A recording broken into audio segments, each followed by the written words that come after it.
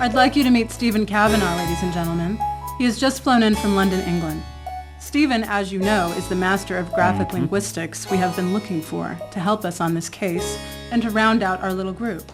Stephen, I'd like you to meet Emily Black. Masters, International Theology, Arkham State University. It's very nice to finally meet you. Pleased, I'm sure, Miss Black. Yes, I'm sure. Yes, I am. Dr. Jupiter Church. Ph.D. Theoretical Archaeology. Oh, really? How interesting. Where did you study, Bainbridge? Yes, as a matter of fact. The only accredited school, of course, that offers a doctorate in the field. Stiff competition. Did you know old Dogface Charles while you were there, by any chance? Yes, Dogface and I used to be tennis partners. How fascinating.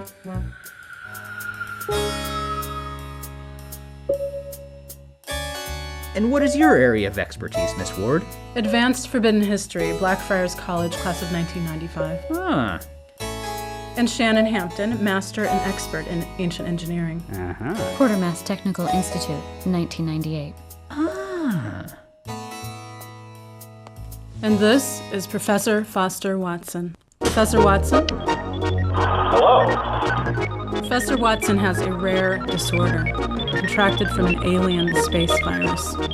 On the positive side, he may never age, and in fact, he will stay alive forever. On the other hand, if any single germ gets out of his quarantined environment, you all know what that would mean.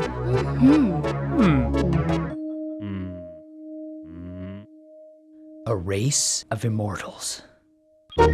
Precisely, Mr. Kavanagh. And although those prospects may seem intriguing to some, the danger inherent in such an obvious risk to humanity are precisely that. An obvious risk to humanity. Overpopulation?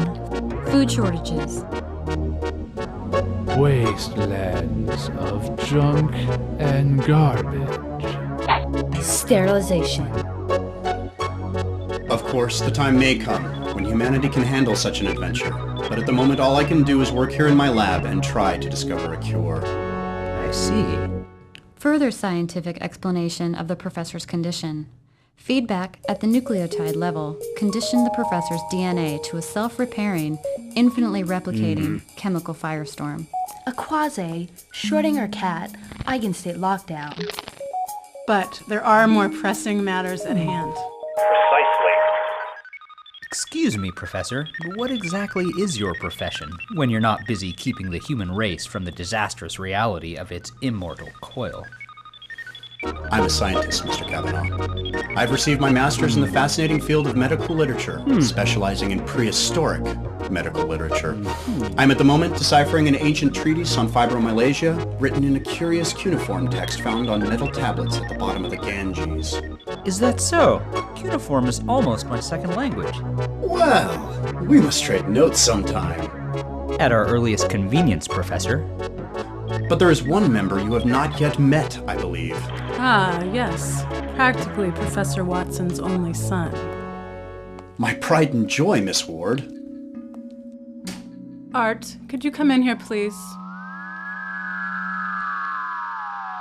Stephen, this is Art, our android responsible for troubleshooting. Remarkable. Hello, Art. Hello, Mr. Kavanagh. It is a pleasure to meet you.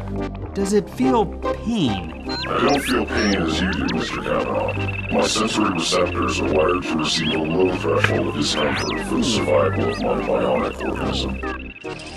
I'm also immune to biological diseases, viruses, and poisons of chemical, lingual, or extraterrestrial origins. How fortunate. I'm also versed in 400 languages, 20 forms of martial arts, and bestow the equivalent of half the Library of Congress in my hard drive databanks. Really? And where do you put the other half? You jest, but I assure you, Art can access the other half, as you call it, faster than any of us, from our server data storage facilities located directly below this building. Fantastic.